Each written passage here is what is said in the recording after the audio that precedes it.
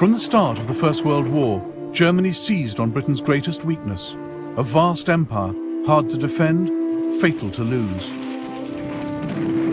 The gamble was that Britain might risk everything to protect it, even victory on the Western Front.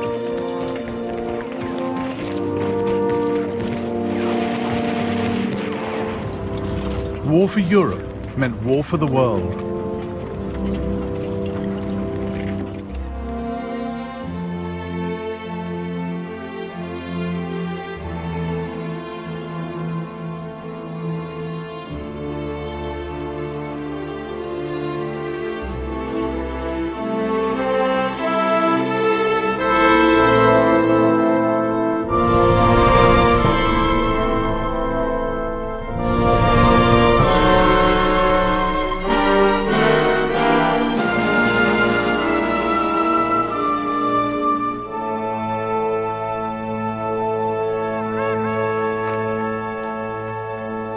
It was Germany's idea to take the war beyond Europe, but it wasn't a bid for expansion, let alone world domination. The aim was to take the pressure off her armies in Europe by attacking the British Empire, hoping to divert Britain's troops, ships and resources to defend distant colonies. Britain also had no thought of a bigger empire. She just didn't want to lose the one she had. So while Germany wanted to open the war up around the globe, Britain was desperate to close it down.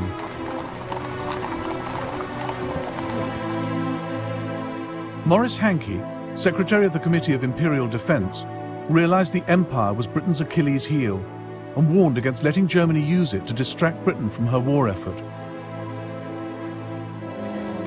Forces must not be diverted to minor operations, to the prejudice of the concentration in the main theatre and the safety of the trade routes.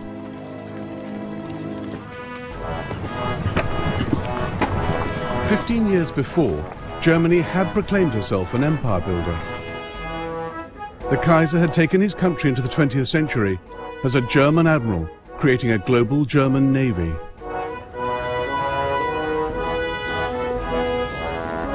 Weltpolitik was the big idea, a policy of overseas imperialism, the brainchild of his foreign secretary, Bernhard von Bülow. The days when the Germans left the earth to one neighbour, the sea to another, and kept only the heavens for themselves, are over. We don't want to put anyone in the shade, but we too demand our place in the sun. Germany had come late to the game of empires, but by 1900 she had Togoland, Cameroon, German Southwest Africa, now Namibia, and German East Africa, now Tanzania. Her flag flew over patches in the Pacific, New Guinea, Samoa, and Micronesia. She had a vital toehold in China, at Tsingtao, where she recoaled her ships and brewed beer. Grand Admiral Alfred von Tirpitz saw this as just the start.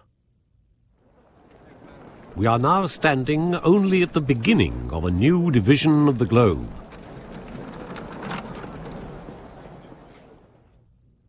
Germany alarmed the world with her imperial tub-thumping. She eyed up Puerto Rico and considered pouncing on the Panama Canal the minute it was completed.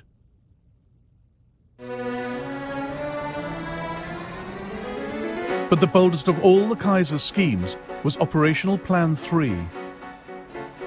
The East Coast is the heart of the United States, and this is where she is most vulnerable. New York will panic at the prospect of bombardment. By hitting her here, we can force America to negotiate.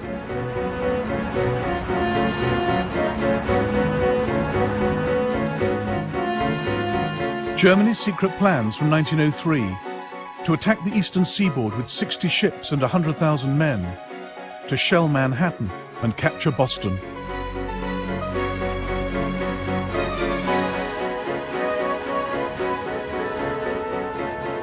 The outlandish scheme was driven by the Kaiser's resentment of America's growing power in the Pacific. He believed in a militarist state and increasingly hated what the West stood for. Service to mammon, greed, self-indulgence, land-grabbing, lying, treachery, and not least murder. The Kaiser thought capitalism was vulnerable, that a strong enough attack on its international systems of trade, credit and insurance could bring the edifice tumbling down. Operational Plan 3 was dropped, but not the hostility towards capitalist empires.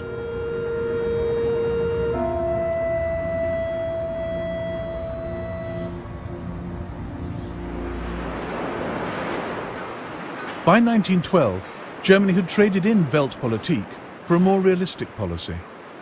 Now, her military machine prepared for a European, not a global war, and the army got the budget increase, not the navy. The first day of war found Germany's high seas fleet trapped by the mighty British Navy in the North Sea. And all the German Navy had to threaten the entire British Empire was a scattered force of 17 cruisers linked by a wireless network to Berlin.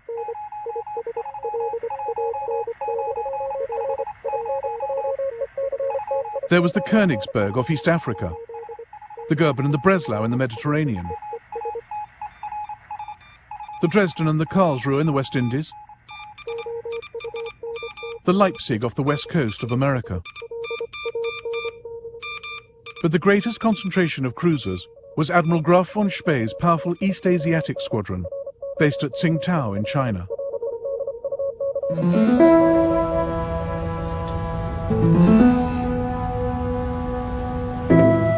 Tsingtao gave Germany a huge area of operations, across the South China Sea and into the Pacific. Seizing it would cut the squadron's lifeline. Britain saw the urgency, but lacked the resources.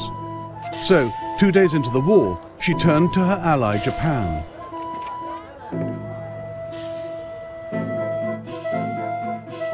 Japan was a growing power. Britain's call for naval help suited her ambitions perfectly. Together, Britain and Japan would capture Tsingtao, vital German base, and the Kaiser's pride and joy. It would shame me more to surrender Tsingtao to the Japanese than Berlin to the Russians. On the 2nd of September 1914, 60,000 Japanese troops landed up the coast, violating China's neutrality. They met up with 2,000 British and closed in on the German garrison of 4,500. It's unbearable. All we can do is sit and wait for this bunch of monkeys to arrive. Every day they get a bit closer. No one expects to get home in one piece. No hope of reinforcements. The noose around our necks is getting tighter and tighter.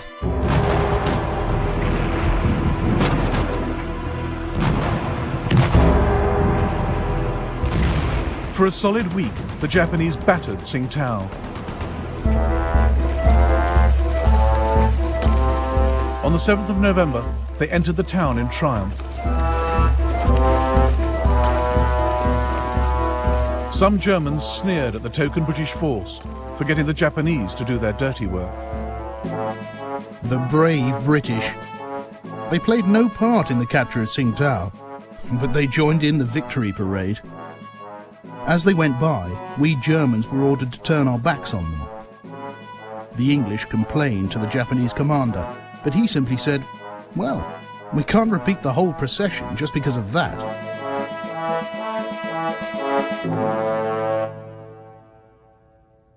The capture of Tsingtao gave Japan a launch pad to pursue her empire building. Within weeks, she demanded territory and trading rights from China. Japan also seized all German possessions north of the equator. Australia and New Zealand were quick to steal those to the south. Much to America's frustration, Britain had empowered Japan in the Pacific. Key stage in a process that would lead, a quarter of a century later, to Pearl Harbor.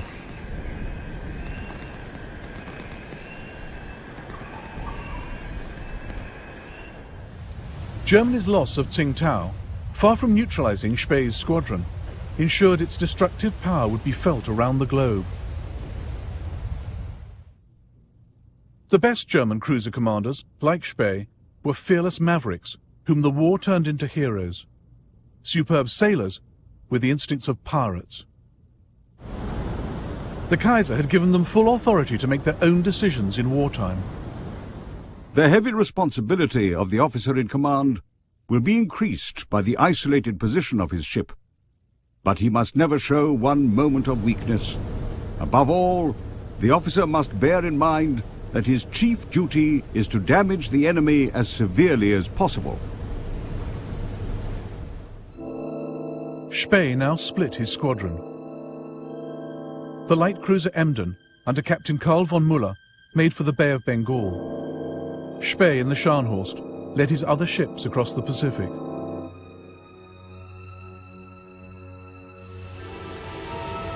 I'm quite homeless. I cannot reach Germany. I must plough the seas of the world, doing as much mischief as I can.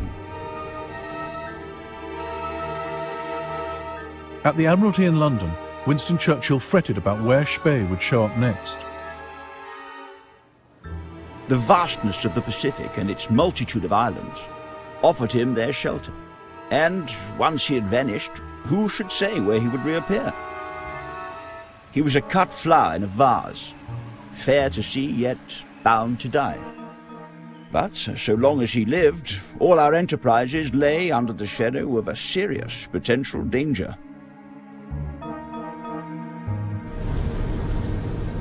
Spee had a constant worry. Cruisers needed coal every 8 or 9 days or they'd be dead in the water. He made for neutral Chile, where he had coal waiting for him.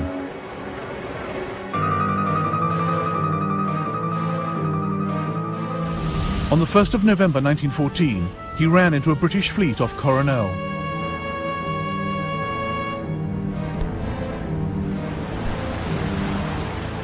The battle which followed inspired a post-war feature film. The British commander was Admiral Sir Christopher Cradock, under orders from London. It appears that Gneisenau and Scharnhorst are working across to South America. Be prepared to meet them in company. Cradock had one ship that could outgun Spee's fleet, but she was slow and had been left behind. Now Cradock raced towards enemy ships better armed than his. He had ignored his own rule of thumb.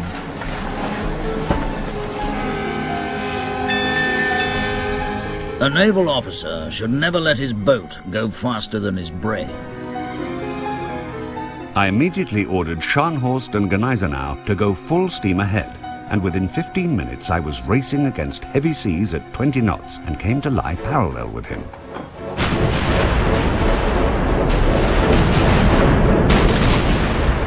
Cradock's ships were no match for Spee's. Good Hope and Monmouth were obviously in distress. Monmouth yawed off to starboard, burning furiously. There was a terrible explosion on Good Hope between her mainmast and her after funnel. The gust of flames reached a height of over 200 feet, lighting up a cloud of debris that was flung still higher in the air.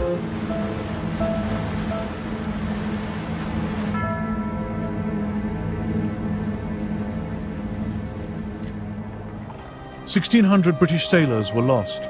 It was Britain's worst naval defeat for 250 years. The global war was going Germany's way.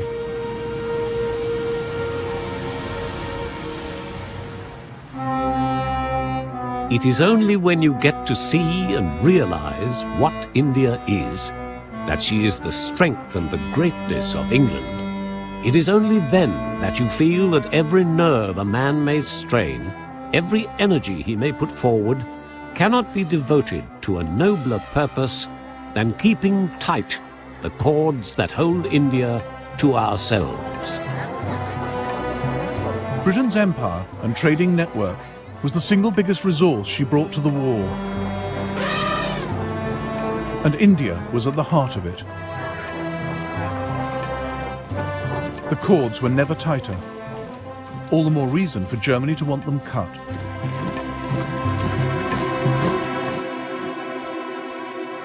These slender lines on the map were now the focus of intense study in the British and German admiralties, in the chart rooms of warships. Fingers traced the vital shipping lanes, through the Suez Canal, around South Africa's Cape. Minds pondered how to protect them, how to sever them. And one of the sharpest minds was on the bridge of the German cruiser Emden. A month after she left Admiral Spee's squadron, Captain Karl von Müller steered her into the Bay of Bengal. In 1932, the Germans made a feature film about his odyssey.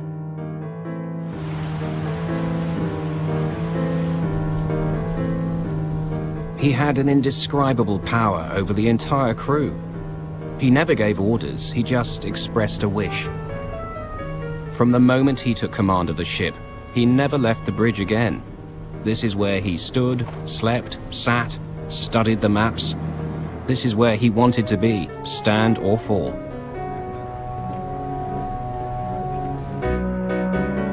The Emden sometimes rigged a dummy funnel to look like a British cruiser.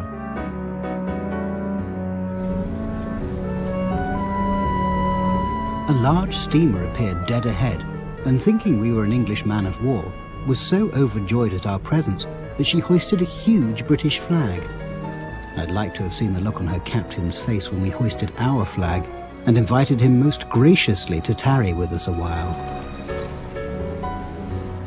Captain Müller became famous for taking all crew and passengers safely onto the Emden before sinking their ship. We always allowed them time to collect and take with them their personal possessions. They usually devoted most of this time to making certain that their precious supply of whiskey was not wasted on the fishes. Müller regularly released his grateful captives.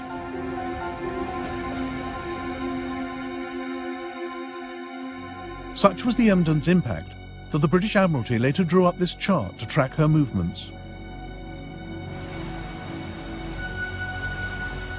Müller even had the audacity to steam into the Indian port of Madras, as a crew member recorded in his diary. 22nd of September 1914, 9:30 p.m. The Emden sneaks closer and fires 125 shots. Some hit boats in the harbour. Huge columns of fire rise above the oil tanks. The coastal defences open fire, but they all fall short. 23rd of September. We are now 100 miles away. We can still see the fires at Madras.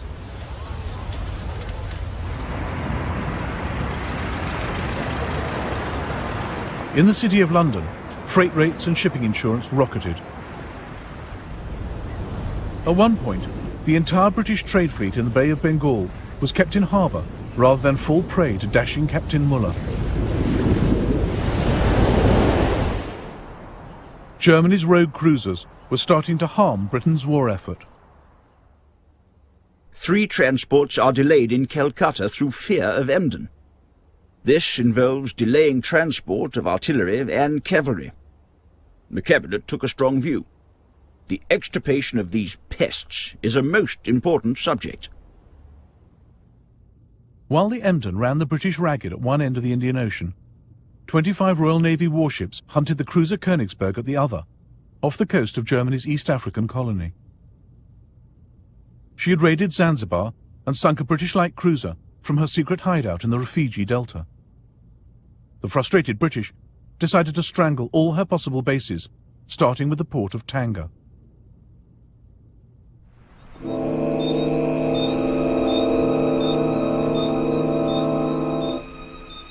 On the 2nd of November 1914, the British steamed into this bay. In the global war, imperial powers got others to do their fighting. Most of the British troops were Indian.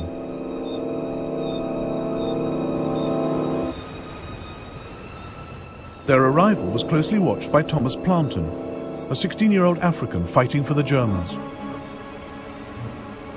The approaching British ships had all their lights blazing and seemed to be making no attempt to conceal their presence.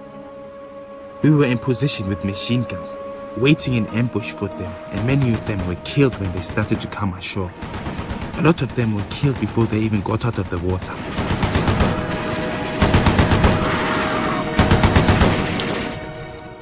Thomas Plantin was one of 2,500 men under German commander Paul von Lettow-Vorbeck. The British thought taking Tanga would be a pushover, but they reckoned without Lettow. He was a professional Prussian soldier, hard as nails, charismatic. Von Lettow was a remarkable soldier, but stubborn and single-minded to a degree I have fortunately never experienced before. His most remarkable quality was the reckless energy with which he pursued his goals. This was often covered up by his persuasive charm, which he could switch on if he wanted to. On the ship to Africa, von Lettow had met Karen Blixen, who would later write Out of Africa. He clearly turned on the charm for her. A German officer, von Lettow, who belongs to a very old Mecklenburger family, has been such a friend to me. You should hear how they talk about him out here, as the greatest genius of the age.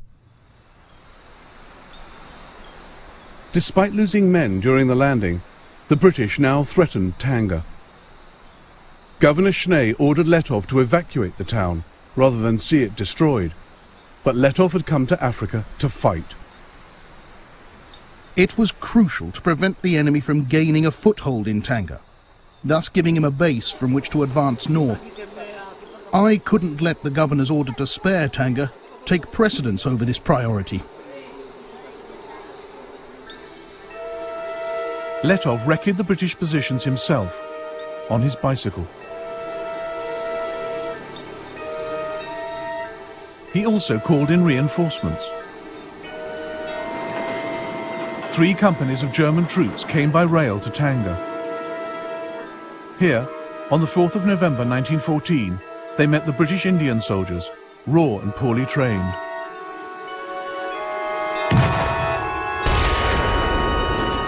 British intelligence officer Richard Meinertzhagen watched the ensuing rout. Half the 13th Rajputs turned at once, broke into a rabble and bolted. I could not believe my eyes. They were all jabbering like terrified monkeys and were clearly not for it at any price. Everyone in the dense forest, friend and foe, was mixed up together, shouting in all sorts of languages.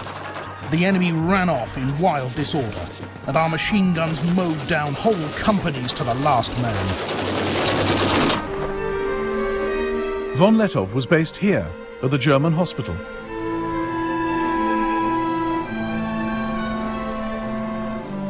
After 2 days of heavy fighting, the British sent Richard Meinertzhagen to negotiate a surrender.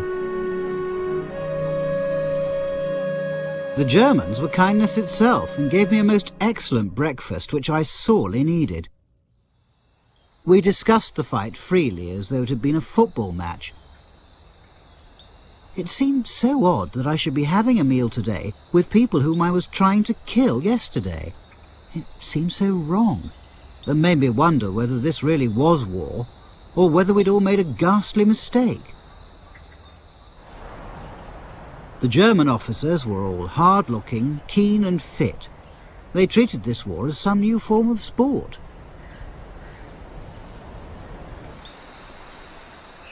The British failed to take Tanga and suffered 700 casualties. Lettow lost just 65. Germany hailed him as a hero. A German David is fighting alone against the British Goliath in Africa. If we cannot fight by his side, at least we must make sure that he is well supplied with shot for his sling. But the British blockade of Germany prevented reinforcements reaching Lettow. Further east, across the Indian Ocean, Muller was still causing havoc. He'd sunk 2 warships and captured 23 merchant ships. On the 9th of November 1914, the Emden anchored at the Cocos Islands to destroy the British wireless station. But the radio operator spotted the Emden's bogus 4th funnel and put out a call for help. The Australian cruiser Sydney picked up the message and ended the Emden's maverick career.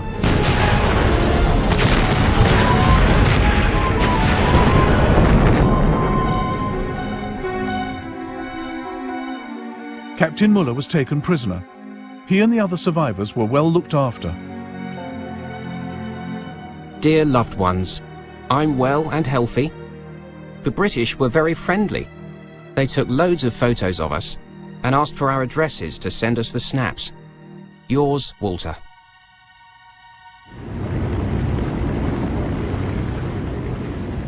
Now, Admiral Graf von Spee's luck also ran out. Britain took the risk of detaching 2 of her latest battlecruisers from the crucial North Sea blockade of Germany to deal with him. On the 8th of December 1914, German commander Hans Pochhammer sighted their huge masts as they recoaled in Port Stanley on the Falkland Islands. He realized the Germans were outgunned and outpaced. We choked a little at the neck. Our throats contracted and stiffened. For that meant a life and death grapple, or rather a fight ending in honorable death. The German fleet tried to get away, but the British battlecruisers were too fast. At 1:25 p.m, Spee turned to face them. But the British were careful to stay out of range of his guns, firing their own from 16,000 yards.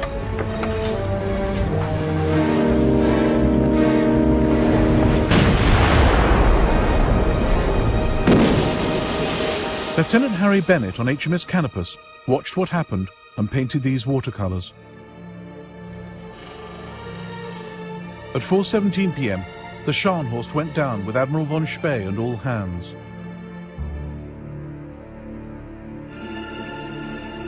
At 6:02 p.m, the Gneisenau sank with most of its crew, including Spee's younger son Heinrich. His other son Otto was on the doomed Nuremberg.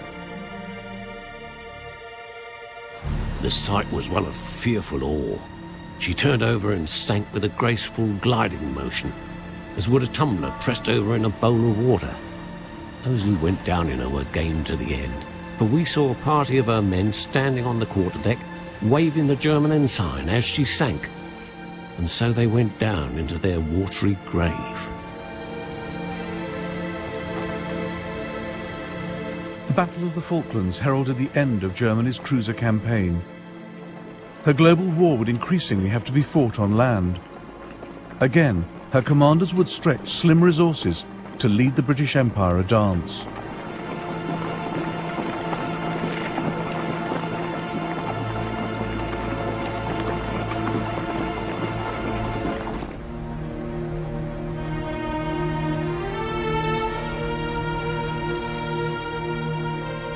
The Suez Canal presented a rare opportunity for Germany to harass the British Empire. A crucial British sea lane, vulnerable to attack by land forces. But Germany couldn't spare any men from the Western Front, so Berlin turned to Ottoman Turkey, her ally since November 1914.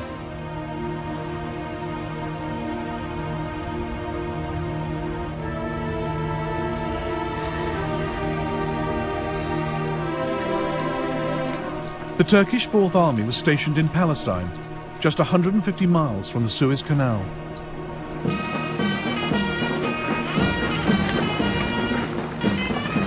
The Turks agreed to help capture Suez, assigning these 19,000 troops. They saw it as the first stage in their own reconquest of Egypt and Libya.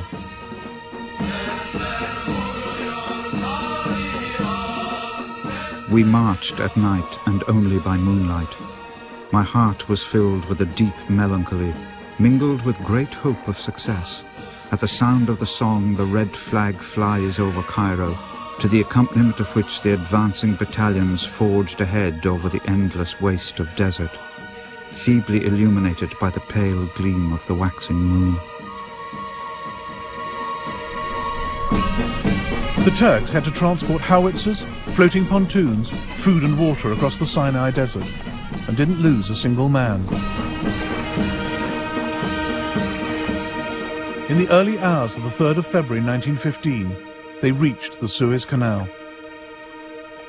The German colonel who had planned the operation now watched it go horribly wrong. A sentry noticed our attack and fired. The shots created panic. The English then blasted the banks with machine gun fire.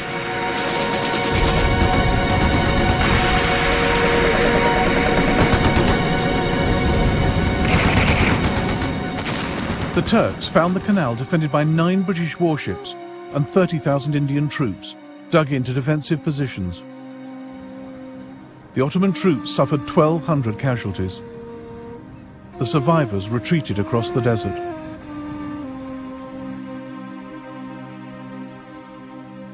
The attack had failed, but Africa was now a battleground in Germany's global war.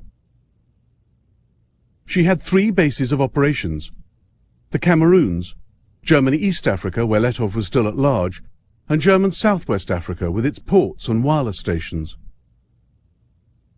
Luckily for Britain, she had a colony right next door. Unluckily, it was the one whose loyalty she could least rely on.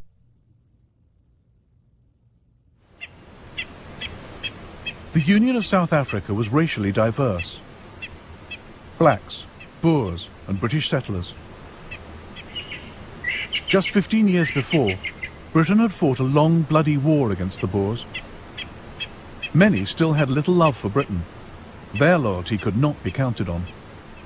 As one commander told South Africa's Prime Minister, Louis Botha, "My men are ready. Whom do we fight? The English or the Germans?" But South Africa was ideally situated to launch an attack on German Southwest Africa. British Colonial Secretary Lewis Harcourt took the gamble. If your ministers desire and feel themselves able to seize such part of German Southwest Africa as will give them the command of the wireless stations there, we should feel this was a great and urgent imperial service. South Africa's government readily agreed because it had mini-imperial ambitions of its own. It wanted to seize German Southwest for itself.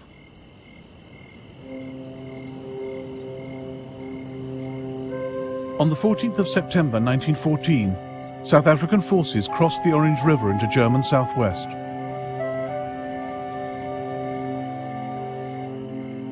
But the Germans were one jump ahead, as the South Africans found out when they paused at the watering hole of Sandfontein.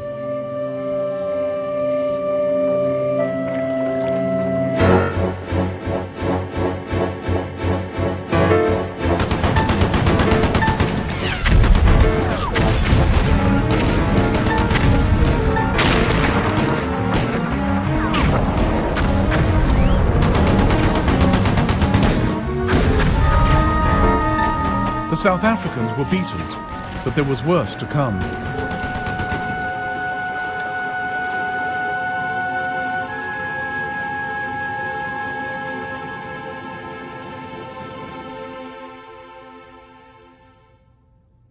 Part of South Africa now rose up in armed rebellion. Commanding the forces in the Northern Cape was Manie Maritz. Fearless and uncompromising, Maritz had fought a vicious guerrilla campaign against Britain in the Boer War. His sympathies lay entirely with Germany. I received a telegram ordering me to take a large commando into German Southwest Africa. I was determined not to fight on behalf of the British Empire, and my officers and troops were in full accord with me. In October 1914, Manie Maritz crossed the Orange River into German territory at Squeet Drift to enlist German support.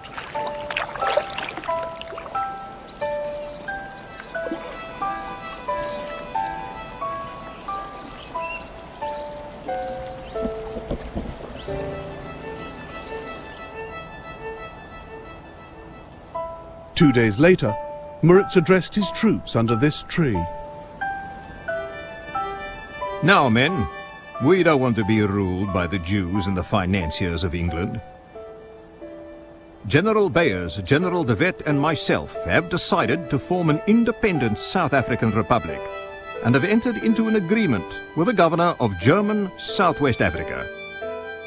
They will provide us with arms and ammunition, guns. On this step depends the freedom of the masses of the country.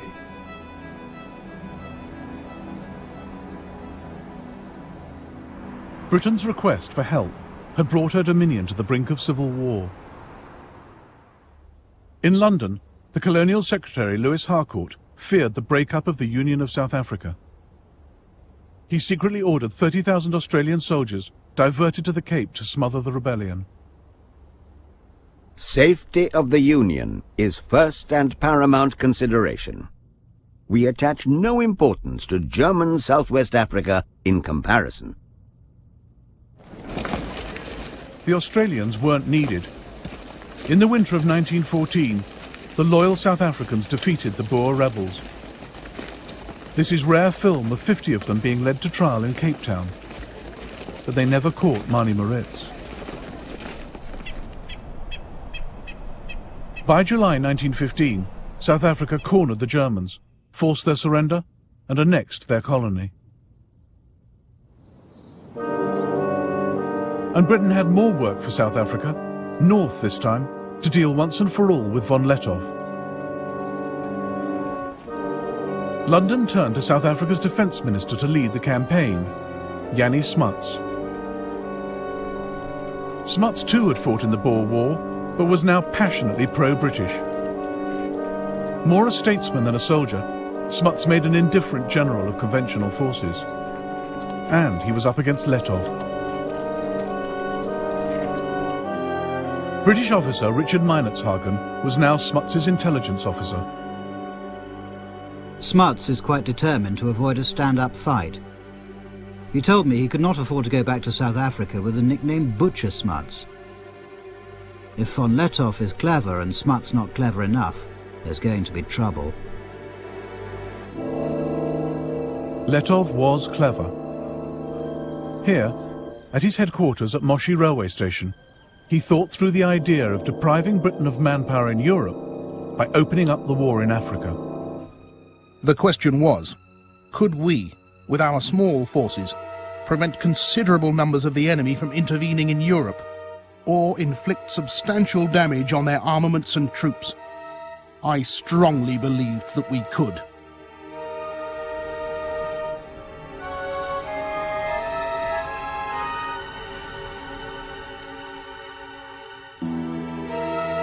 By August 1916, Lettow had become expert at his cat-and-mouse game.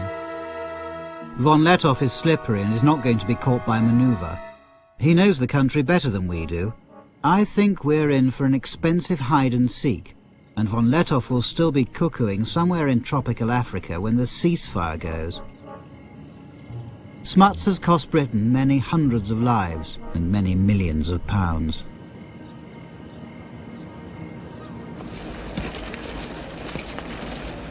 Lettow ran his force of up to 15,000 soldiers, mostly black, on scrounging and improvisation. No supplies from Germany reached him after March 1916, but he made a little go a long way, as Ludwig Deppe, one of his medical officers, noted. When there was no ammunition, Lettow would try to produce his own cartridges. If the men asked the commander for weapons or clothes, they were told, "Take it from the enemy." Lettow made war at cost price. You'd have been justified in displaying this war at a country fair with a for sale sign. Cheapest war in the world.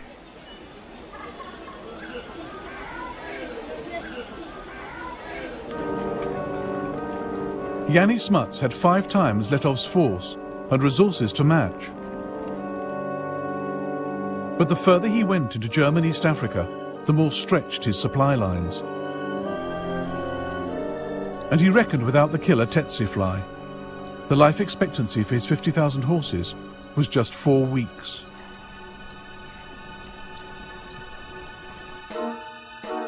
Torrential rain, mud, dust and boiling heat further slowed his progress. Intelligence was sketchy, maps inadequate.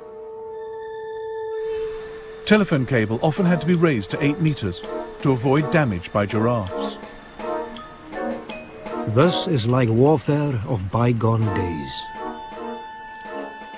We come along where no road had ever been, where probably white man had never trod before. The river is in flood and we can't get across. On the other side, the German patrols are watching us, but the crocodile hold the peace between us very successfully.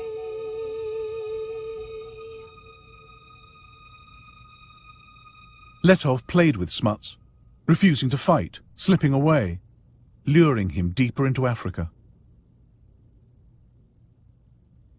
As they went, they spread the war's grief and destruction, dragging in more and more of the people of Africa.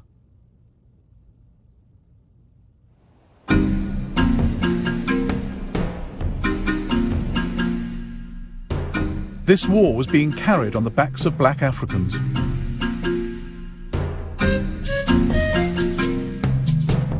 For the Letov campaign alone, the British recruited over 1 million black porters. 1 in 5 died from malnutrition and disease, death rates comparable with those on the Western Front. They endured their ordeal quietly. They only had duties and hardly any rights. They tumbled into the splashing mud with their heavy loads and were then ruthlessly forced to move on and catch up.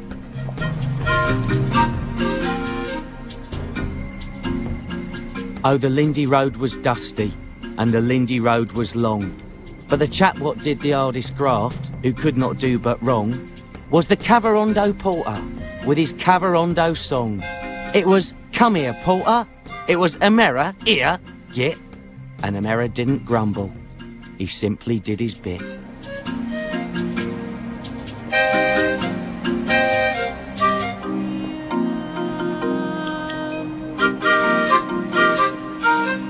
What Smuts saves on the battlefield, he loses in hospital.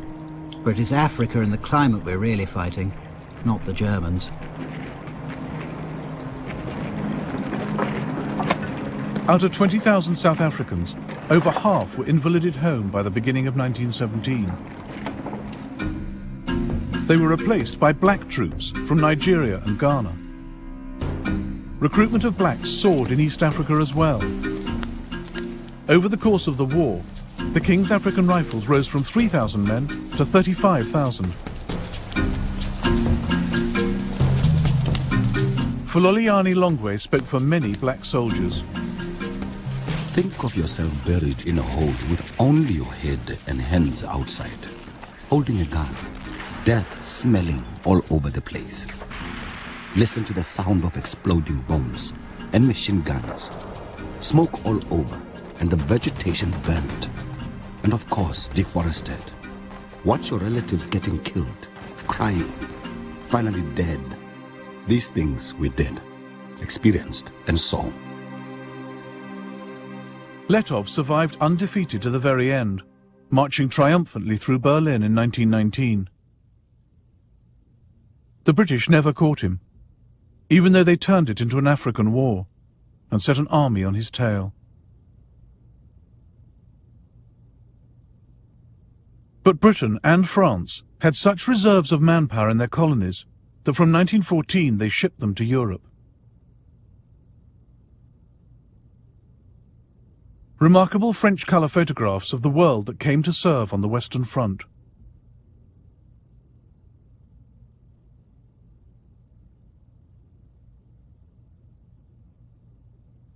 French General Charles Mangin had calculated that France could raise up to 300,000 from her empire for Europe. No one believed him.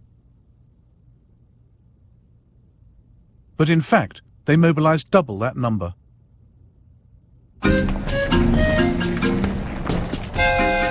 Black troops have precisely those qualities which are demanded in the long struggles of modern war. Endurance, tenacity, the instinct for combat, the absence of nervousness, and an incomparable power of shock. Not only do they enjoy danger, a life of adventure, but they are also essentially disciplinable.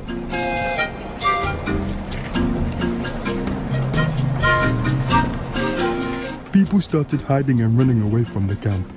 There were all kinds of illnesses, even psychological illness. People didn't know where they were going or even why they were fighting. There were rumors that we would never come back, that we are going to be sold as slaves.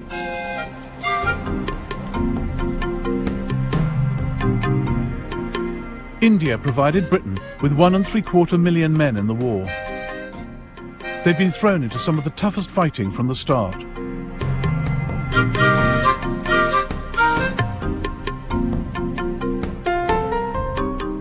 One Indian wrote to a friend, "The war is a calamity on 3 worlds and has caused me to cross the seas and live here. The cold is so great that it cannot be described. We have not seen the sun for 4 months. Thus we are sacrificed. I have neither sleep by night nor ease by day. There can never have been such a war before, nor will there ever be again."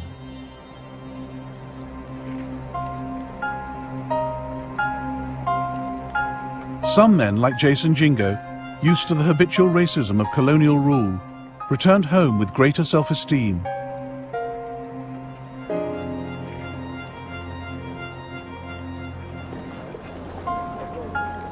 We had liked our time in France. It was our first experience of living in a society without a color bar. We were different from the other people at home. Our behavior, as we showed the South Africans, was something more than they'd expected from a native. We had copied the manners and customs of the Europeans, and not only copied, we lived them.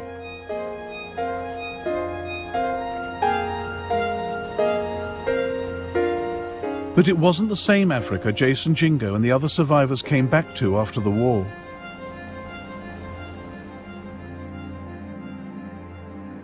The empires which once carved it up had now turned parts of it into a wasteland, as German medic Ludwig Deppe realized. Behind us we leave destroyed fields and, for the immediate future, starvation. We are no longer the agents of civilization. Our path is marked by death, plundering, and deserted villages.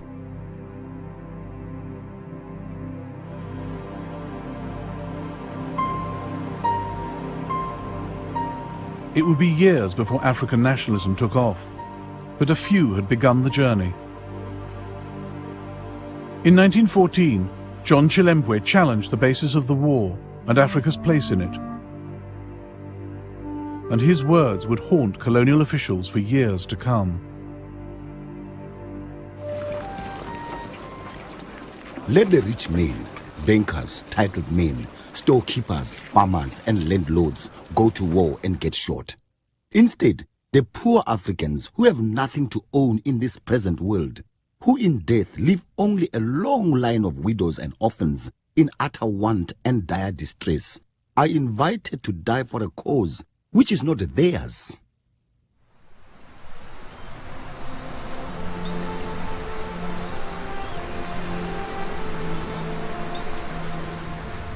Germany had fought a remarkable global war, but it cost her her cruisers, her wireless network, and all her colonies. Yet Germany had forced Britain and France to call on their empires and lean on their allies. In the process, these flexed their muscles and formed empires of their own.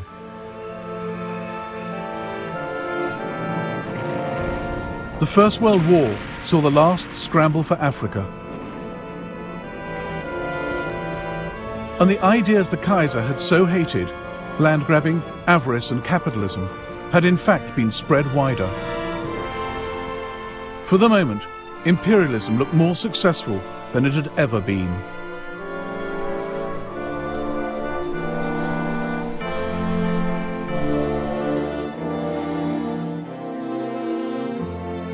In the next episode of the First World War, the call goes out for jihad, holy war in the Middle East, the nightmare of Gallipoli, and the agony of the Armenian people.